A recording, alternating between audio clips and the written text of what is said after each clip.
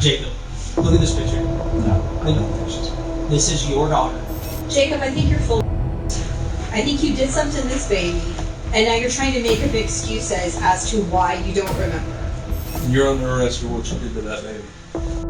It's March in Polk County, Florida, weeks after a 4-month-old baby nicknamed Strawberry died suddenly, and investigators are looking at one person, her father.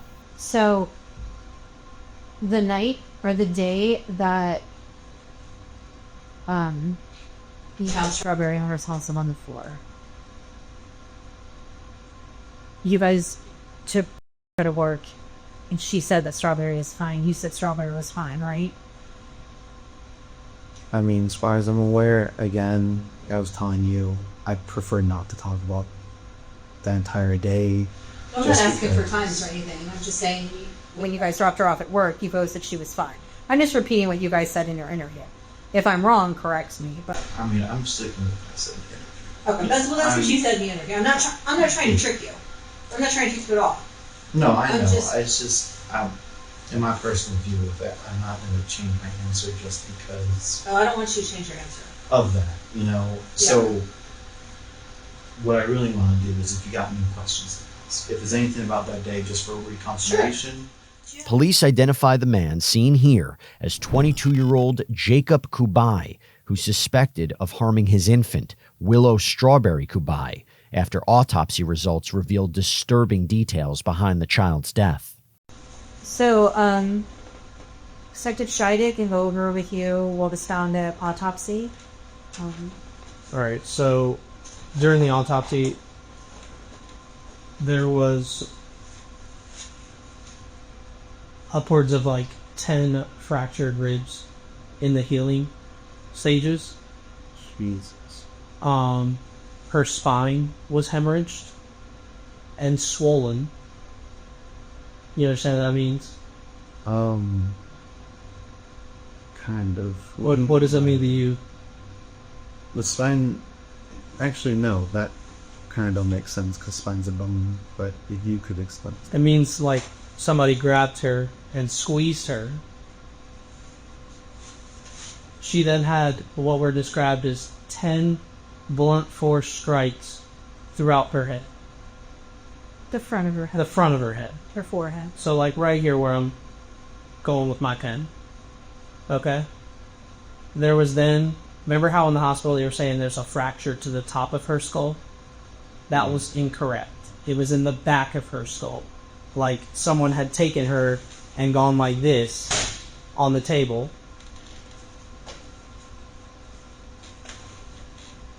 And what the medical examiner told us is that injury would render her unconscious fairly quickly.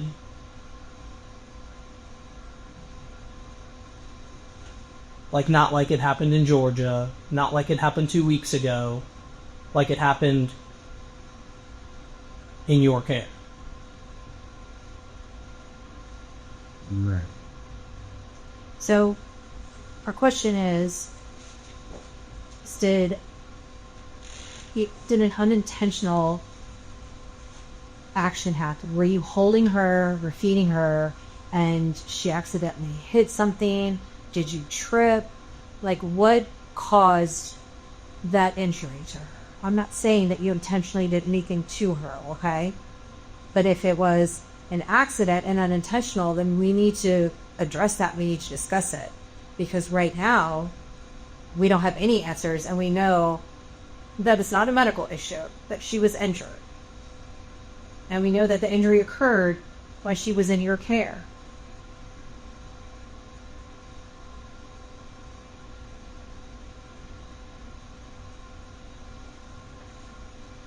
We also know that when you went to Walmart that night, you did not take her with you, even though you said you did. It didn't? No. You pulled video surveillance. The detective reveals horrifying injuries sustained by the child, including 10 broken ribs, a skull fracture, and hemorrhaging to her spine. According to an arrest affidavit, Jacob, who serves as the main caregiver, was alone with the child for 3 hours after dropping his wife off at work when he told detectives he had taken the baby to Walmart and carried her throughout the store. But when investigators checked it out, Jacob can clearly be seen holding nothing but groceries. Now, one detective confronts him about that discrepancy in his story. No, I She's kind of not- figured we asked about dates Yeah, and stuff. she's not with you. So where was she? You know what? And where was she all the other times you went to Walmart and you didn't right there? Because it was at work. Because we pulled all those video surveillances too. So we need to know what's going on, Jacob. Did something unintentionally happen to Strawberry that night? If it did, All right, okay? I'm still sticking to what I said. Okay?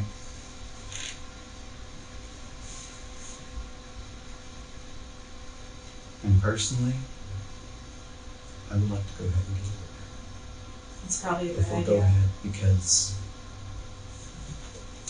I'm genuinely scared.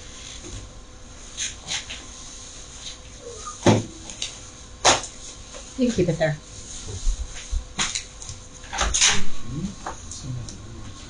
Can I say one more time? I can't talk to you anymore. You requested a lawyer. If you'd like to talk to me, you'd have to ask me to continue to talk to you. Okay. If that's something that you'd like, you literally have to ask me to continue to talk to you. Okay.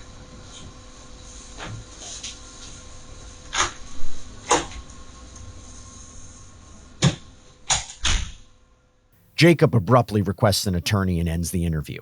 Investigators later determined Jacob had allegedly beat the 4-month-old before heading to the store and returned home prior to rushing the infant to the hospital. Evidence photos of the suspect's home reveal a, let's just say, less than ideal living situation, showing trash and clutter scattered throughout the home, complete with a bassinet stashed in a closet. Moments later, detectives return with a clear message for Jacob. Hey, Jacob. Do me a favor and stand up, order.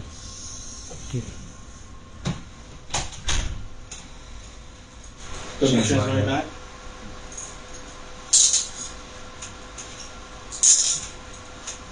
Put them together like a prank. And you're under arrest for what you did to that baby. Jacob is cuffed and escorted out of the room, but it's not long until he has a change of heart and decides to speak to detectives.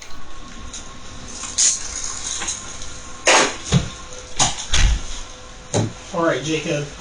To my understanding that you requested to speak to me. Okay.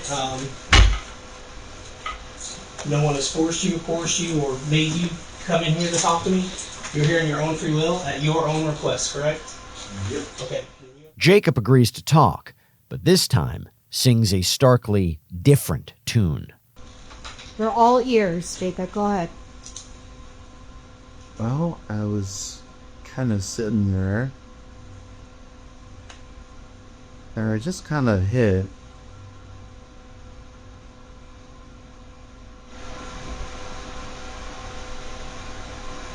Kind of a little internal conflict in a sense.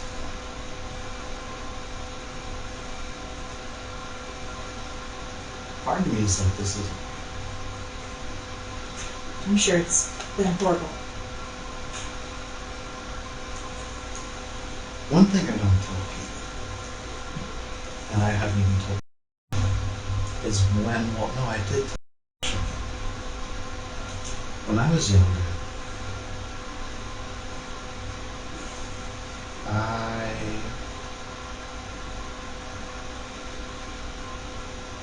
used to hear noises and stuff like that. When I was a kid, I thought that was just imaginary stuff.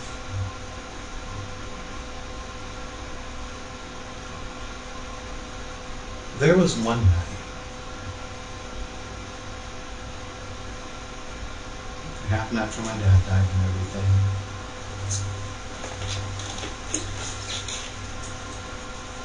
I was laying in bed. I couldn't tell you the time, but it was dark out. This is all the way back in California. I used to live. I can tell you an age, but my guess, I think I was 16 and a half.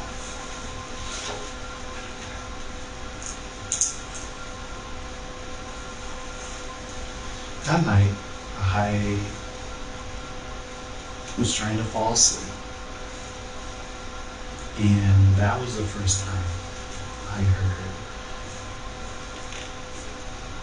a voice. It was a female voice. I'd say a rough range of between my age to early 20s.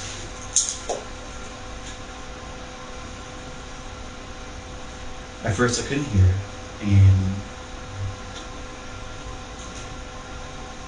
ever since I've been obsessed with horror stuff, I've been somewhat scared of the dark and all of that. And one of the things I feared, I had a lot of fears, was sleep paralysis. Sleep paralysis? Yes. Or something like that. And so I kind of brushed this off as sleep paralysis. At first I couldn't hear the voice. You brush what off?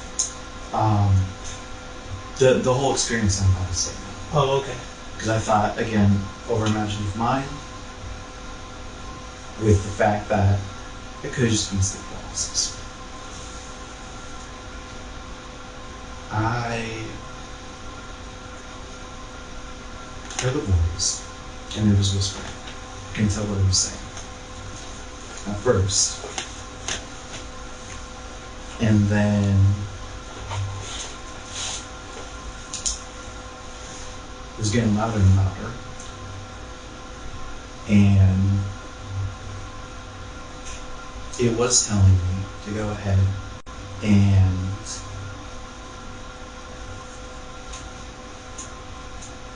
kill my brother and kill my mom. Straight up. Now I don't know what that voice was. Like I couldn't recognize it. It's not from someone that I've talked to. You heard that right. After asking for an attorney and ending the first interview, Jacob makes an about face and now tells detectives he has been, quote, hearing voices. How often do you hear these voices? Like once a month? I couldn't take it. Twice a year? I wish I could. Sometimes not at all in a year? I know it's free. I can play. Frequent? At least every month? Again, I can pinpoint, but I know that it's enough that I can notice. You know, if I would assume if it was happening 2 times a year, I wouldn't really at 9. I would think that's not thinking. Okay. And being so used to it, I can ignore that, some in a sense. But I guess look at modality, if that makes sense. I don't know if it does. I don't know if anything makes sense, but I just, ever since that night, I mean, just everything. Investigators hear Jacob out, but it's not long until they decide they've heard enough. It's a lot to deal with on your own and not be able to discuss it with anybody. It's more feels like in a sense it's real. And flat out, I think everything after that day, it's not real. Because shortly afterwards, I get told I'm moving to Florida with my family. And then, you know, just life continues. I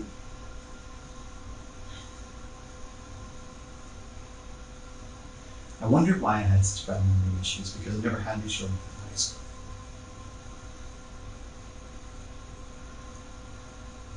But after everything in Florida and all of that, it was getting worse and worse.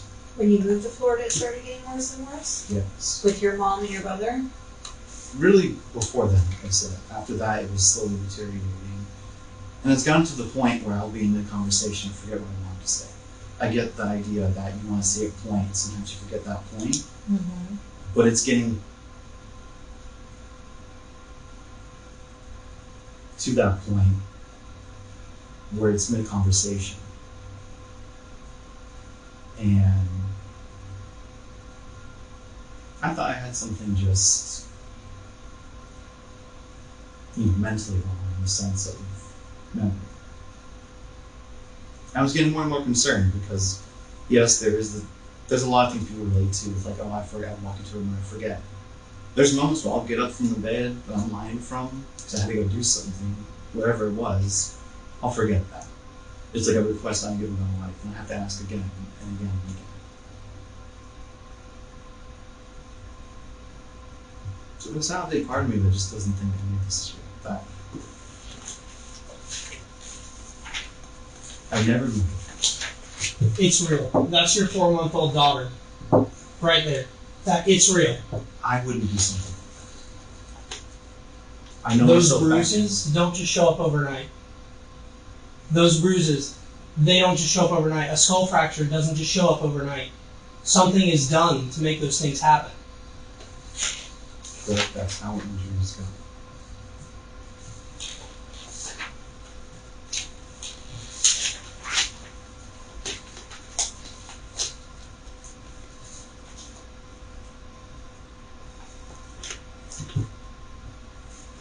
What happened when I shook her? Did the voices tell you something? Not that I know, because all I do know is what I've told you. Then why did you want to come back in here and talk? A realization of sorts. You what? A realization of sorts. That I don't think any of this is real. It's real. Okay?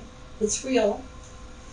And Strawberry, according to the medical examiner's office, was hurt in your care, and she went unresponsive, brain dead, and she died. It's real. And I would like to go ahead and believe you, but as I've stated, I think from that point onward, from that night, I don't believe any of this is real. I don't believe I'm married. I don't believe that. You don't believe you're married? I don't believe I'm married. I don't believe I ever had my first job.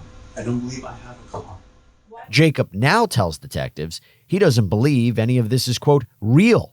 But one investigator isn't quite buying his new story. I don't believe any. Why do you feel like that all of a sudden? After this incident this night, why all of a sudden do you feel all those things? You know how you're saying that I don't get time to myself? Yeah. Or how I said that, whatever it is, right? The point is, I don't get time myself to think. Not in my sleep, not any time, basically.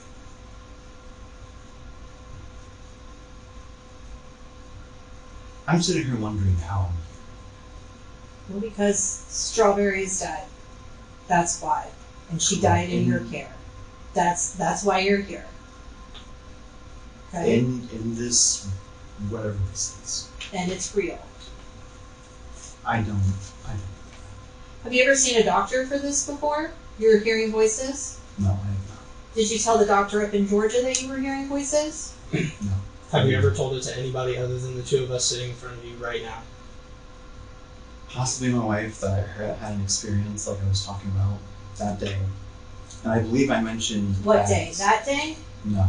What day are you talking about? The day when I did hear that voice. That first instance.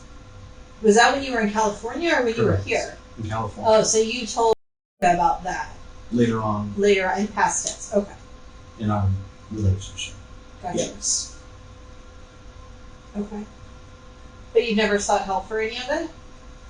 No, because, again, part of me wants to go ahead and ignore that. So do you think that something happened to Strawberry and you blocked it out? Because you don't want to think that it happened? Is that what you're trying to say? If you're asking me personally? Yeah, what do you think? I want to know what you think. Like, why do you think that you don't remember what happened that day? And then now it's not all real. Jacob doubles down on his claim before offering up a further explanation that sends one detective over the edge. I knew myself back in high school. Okay? It's funny that I still have those traits as from high school, as if nothing's changed. I think it's a coincidence. That's not a coincidence.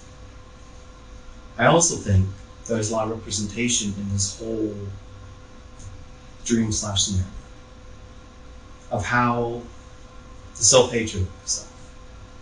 and the depression and everything else. And giving reasons to go ahead and hate myself.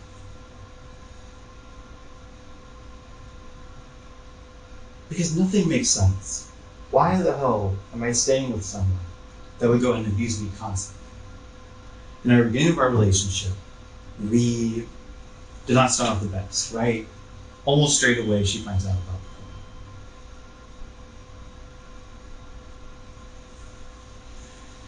And I went ahead and promised her I'd go ahead and change. And I did. But it wasn't permanent, unfortunately.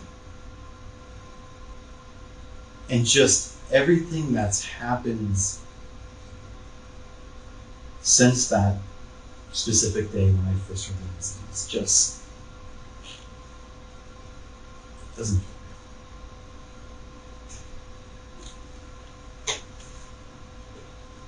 real. I guess there's a part of me that doesn't want to accept that.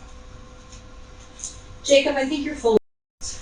I think you did something to this baby, and now you're trying to make up excuses as to why you don't remember. Was your daughter real? As I told you, I don't think me going to Florida is real. I can list what I think is not real. Next, investigators confront Jacob with a picture of Strawberry. Let's see how that goes. I don't think that... Jacob, look at this picture. No, I don't think she's real. This is your daughter that you had with your wife, that you legally married. That you've been taking care of the past 4 months. While your wife went to work. That you were jobs. That you were able to tell us about in depth at St. Joseph's Hospital. But now, because we're telling you you're going to jail, now you want to say that you don't remember anything and that this is all not real and that you hear voices. I don't buy it. I don't buy it, Jacob. I think you're looking for an excuse and you're looking for a way out, and you're not taking accountability for what you did to your daughter. That's what's so sad about it, is that you're not taking accountability for your actions. This little girl depended on you. She needed you. She can't take care of herself. She can't feed herself. She can't change herself. She needed you. She can't walk. She can't talk. She can't crawl. And you weren't there for her.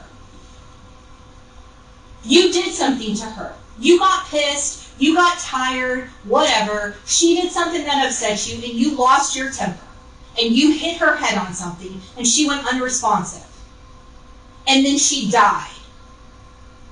And you're not man enough to take responsibility for that. Now you want to say that this is all real, it's a dream, and you hear voices?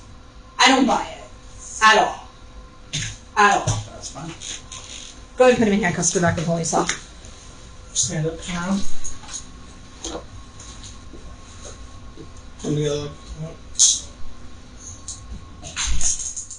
Jacob was booked for aggravated manslaughter of a child, aggravated child abuse, and 2 counts of child neglect. He later accepted a deal and pleaded guilty to aggravated manslaughter of a child while the other charges were dismissed. The now 23-year-old was sentenced to 30 years behind bars.